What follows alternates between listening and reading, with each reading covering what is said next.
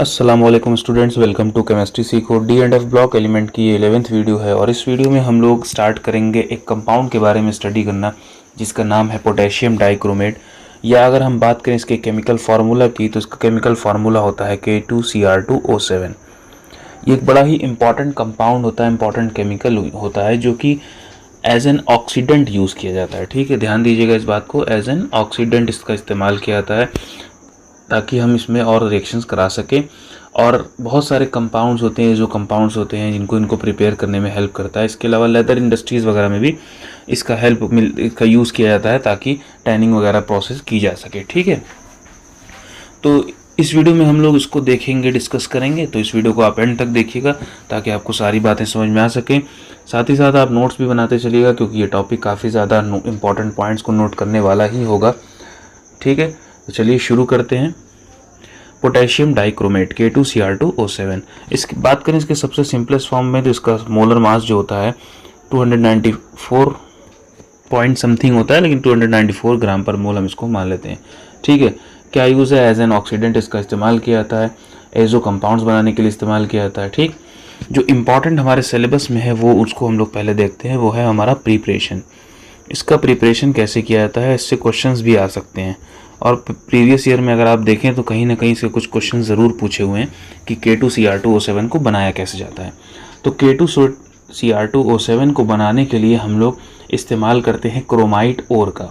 ठीक है, क्रोमाइट ओर से निकलता है क्रोमेट, फिर हम उसमें रिएक्शंस कराते हैं, फिर हम उससे पोटेशियम कार्बोनेट या सोडियम कार्बोनेट बनाते हैं और फिर आगे फर्दर उसका हम लोग रिएक्शन करके प्रोसीड आउट करते हैं एसिडिक मीडियम में, तब वो हमको मिलता है सोडियम डाइक्रोमेट। उसके बाद फिर हम उसको KCl के सॉल्यूशन से रिएक्शन कराते हैं तो हमको मिलता है पोटेशियम डाइक्रोमेट। एक लंबी प्रोसेस होती है, आइए वन बाय वन करके इसको समझते हैं। तो सबसे पहले हमको क्या लेना होगा? सबसे पहले हमको लेना होगा FeO.Cr2O3। ये है हमारी क्रोमाइट ओर। इसको हम लोग क्या बोलते हैं? इसको हम लोग बोलते हैं क्रोमाइट ओर। ठीक है, इसका रिएक्शन देखिए, इसको हम लोग ना, ये फॉर्मूला होता है लेकिन हम इसको कंडेंस फॉर्म में कुछ ऐसे लिखते हैं Cr2O4। ठीक है, आसानी के लिए। तो इसका हम लोग रिएक्शन कराते हैं सबसे पहले सोडियम कार्बोनेट के साथ और कुछ ऑक्सीजन भी प्रेजेंट होगा, तो यहाँ पर हमको मिलता है सोडियम क्रोमेट। ठीक है, CrO4 जिसके बारे में बता रहा था। बाई प्रोडक्ट की बात करें तो Fe2O3 और CO2 मिलता है। अच्छा, अब इसको बैलेंस आउट करने जाएंगे तो काफ़ी लंबी चौड़ी बैलेंसिंग होगी। यहाँ पर 8 मोल्स लगेंगे, 7 मोल ऑफ ऑक्सीजन लगेगा, 8 मोल ऑफ Na2CrO4 लगेगा, इसके अलावा 2 मोल्स ऑफ Fe2O3 और 8 मोल ऑफ कार्बन डाइऑक्साइड लगता है। फिर हमारे पास ये आ गया Na2CrO4। ठीक, अब इसको हम ले जाएंगे एसिडिक मीडियम में। तो एसिडिक मीडियम में ले जाने का सबसे अच्छा तरीका है हम strong acid king of chemical इस्तेमाल करें H2SO4 का। तो हम H2SO4 का इस्तेमाल करते हैं तो यहाँ पर हमको मिल जाता है Na2Cr2O7 और साथ में सोडियम सल्फेट और कुछ वाटर मिलता है। ठीक है, बैलेंस आउट करेंगे, यहाँ 2 लगा देंगे तो ये बैलेंस हो जाता है रिएक्शन। पहला स्टेप में हमने क्रोमाइट ओर का रिएक्शन कराया था सोडियम कार्बोनेट के साथ।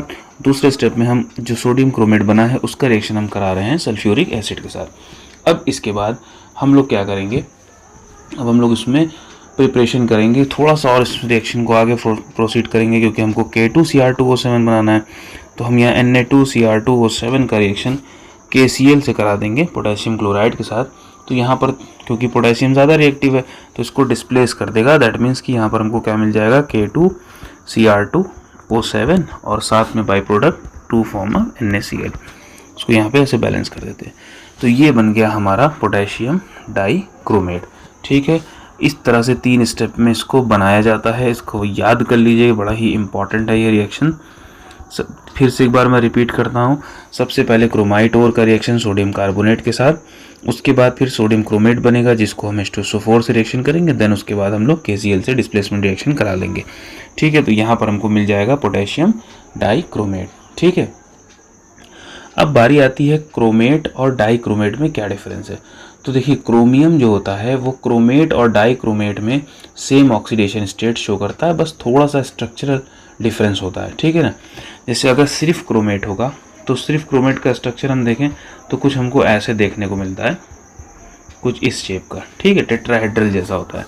लेकिन अगर हम डाइक्रोमेट की बात करें तो डाइक्रोमेट में हमको क्रोमियम ऐसे 2 ऑक्सीजन के साथ मिला हुआ और इधर हमको 3 ऑक्सीजन ऐसे और 3 ऑक्सीजन ऐसे लगा हुआ। ठीक है, इसके ऊपर ओवरऑल 2- चार्ज होता है। कॉम्प्लेक्स कंपाउंड है, इसके ऊपर भी 2- का ही चार्ज होता है। ठीक, दोनों के ऊपर सेम चार्ज होता है। और दोनों क्रोमियम में हम बात करें तो सबकी ऑक्सीडेशन स्टेट +6 यहाँ पर हमको देखने को मिलती है। ठीक है, अब बारी आती है इनकी कुछ इंपॉर्टेंट प्रॉपर्टीज़ की। तो अगर हम प्रॉपर्टीज़ की बात करें तो ध्यान से देखिएगा, शॉर्ट में हम सारी प्रॉपर्टीज़ स्टडी कर लेंगे। ठीक है, जो क्योंकि इससे क्वेश्चंस आते हैं। सबसे पहला तो ये ऑरेंज कलर का होता है। ठीक है, ऑरेंज क्रिस्टल्स होते हैं, आप उसको लैब में देख चुके होंगे। अगर नहीं देखा होगा तो आप अपने टीचर से बोलिएगा, वो ज़रूर आपको दिखाएंगे। मेल्टिंग पॉइंट की बात करें इसकी, तो इसकी मेल्टिंग पॉइंट जो होती है 669 केल्विन होती है। ठीक है, मॉडरेटली सॉल्यूबल होता है कोल्ड वाटर में, फ्रीली सॉल्यूबल होता है हॉट वाटर में। तो हम यहाँ पे इसको भी मेंशन कर लेते हैं कि moderately soluble in cold water. Cold water मतलब ठंडा पानी, नॉर्मल पानी मान लेते हैं। और फ्रीली सॉल्यूबल कह लें या एक्सट्रीमली सॉल्यूबल कह लें, freely soluble in warm water. गर्म पानी में ये आराम से, वार्म वाटर कह लीजिए या हॉट वाटर कह लीजिए, आराम से मिल जाता है। ठीक है, अगर हम बात करें इसकी तीसरी प्रॉपर्टी की, तो अगर हम इसको ज़रा सा भी हीट कर दें तो ये वापस से पोटेशियम क्रोमेट में कन्वर्ट हो जाता है। जैसे कि K2Cr2O7 है, इसको अगर हमने हीट किया तो ये कन्वर्ट हो जाएगा K2CrO4 में। ठीक, और बनता है हमारे पास यहाँ पे 2Cr2O3 और 3O2। तो ये ध्यान दीजिएगा, ये वाली बात, ये रिएक्शन बड़ा इंपॉर्टेंट है। अभी हमने जो स्ट्रक्चर पढ़े हुए हैं, तो ये क्रोमेट का स्ट्रक्चर था और ये डाइक्रोमेट का स्ट्रक्चर था। ठीक है, तो K2Cr2O7 और K2CrO4 में यही डिफरेंस होता है। ठीक है, इसके अलावा बात की जाए इसकी सबसे इंपॉर्टेंट प्रॉपर्टी, तो ये बहुत ही ज़्यादा स्ट्रॉन्ग ऑक्सीडाइजिंग एजेंट होता है। ठीक है, एक एक्सट्रीमली स्ट्रॉन्ग ऑक्सीडाइजिंग एजेंट होता है। और वॉल्यूमेट्रिक एनालिसिस वगैरह जब हम करते हैं, यानी टाइट्रेशन वाले एक्सपेरिमेंट्स करते हैं, तो वहाँ पर हम इनका इस्तेमाल करते हैं। ठीक है, अगर हम बात करें इसकी ऑक्सीडाइजिंग नेचर की एसिडिक मीडियम में, तो इसका जो क्रोमेट आयन होता है Cr2O7 2-, ये एसिडिक मीडियम में कुछ ये चेंजेस दिखाता है, जहाँ पर ये कन्वर्ट हो जाता है Cr3+ में। ठीक है, और यहाँ पर 7H2O का फॉर्मेशन होता है। तो अगर हम इस पर चार्ज कैलकुलेट करने जाएं तो ये हो जाएगा हमारा -14 और 2x -14 -2 उधर जाके हमारे पास 16। ठीक है, तो यहाँ पर हमको कुछ चार्ज मिलेगा, जैसे कि अगर मैं इसके ऊपर x मान लूँ, उसके ऑक्सीजन का -2 होता है, तो 2x + 7 × -2 = -2। तो हमारे पास x पे आ जाएगा कितना, +6। लेकिन ये कन्वर्ट हो जा रहा है किस में, +3 में।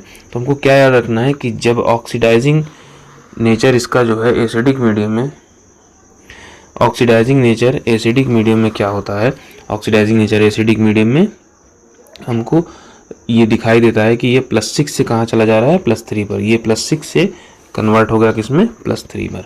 ठीक है, इसी तरह से अगर हम इनके बात करें और भी प्रॉपर्टीज़ की, तो जैसे अगर हम एसिडिफाइड पोटेशियम क्रोमेट को या डाइक्रोमेट को लेते हैं, सॉरी पोटेशियम डाइक्रोमेट को लेते हैं, तो एसिडिफाइड पोटेशियम डाइक्रोमेट जो है क्या करती है, बहुत सारी चीज़ों को चेंज करती है। ठीक, कौन सी चीज़ों को चेंज करती है, जैसे सल्फाइड है तो उसको सल्फर में कन्वर्ट करती है, आयोडाइड को आयोडीन में, टिन की 2nd ऑक्साइड को टिन की 4th ऑक्साइड में ले जाने में हेल्प करती है। ठीक, जैसे अगर हम मान लीजिए किसी मीडियम में हम एसिडिफाइड K2Cr2O7 इस्तेमाल कर रहे हैं, तो यहाँ पर अगर आयोडीन होगा तो वो कन्वर्ट हो जाएगा किस में, I2 में। ठीक है, इसको हम लोग बैलेंस वगैरह करने के लिए इस तरह से करते हैं, क्योंकि यहाँ पर 6 इलेक्ट्रॉन का एक्सचेंज हो रहा है, जैसा कि हमने देखा ना।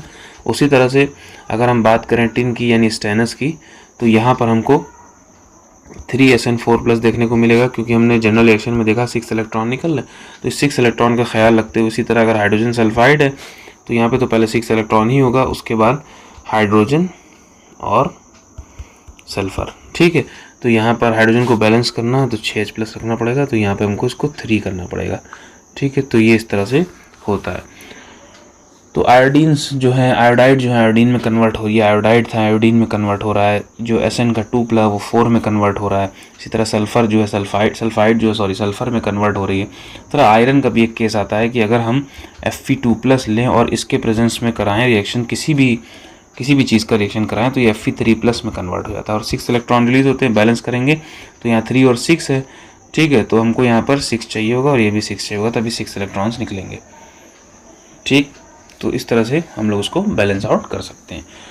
तो ये था अलग अलग मीडियम में अलग अलग उसमें कैसे ये रिएक्शन प्रोसीड आउट करता है हमारा K2Cr2O7।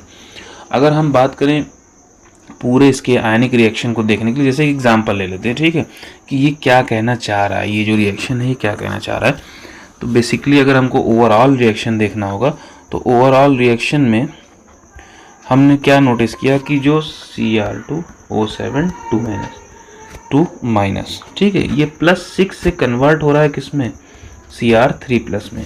इसको जब हम ओवरऑल में ले जाएंगे तो कुछ ऐसा देखने को मिलेगा कि Cr2O7 2- यानी पोटेशियम डाइक्रोमेट एसिडिक मीडियम है, 14H+ है, 6Fe2+ जो इसके साथ रिएक्शन कर रही है, तो ये 2Cr3+ प्लस 6Fe3+ और 7H2O का फॉर्म करेगा, ठीक है। इधर भी 6 इलेक्ट्रॉन्स होंगे, इधर भी 6 इलेक्ट्रॉन्स होंगे जो आपस में कैंसिल आउट हो जाते हैं, तो उनको हम लिखते नहीं है, और ये हो जाता है हमारा ओवरऑल रिएक्शन।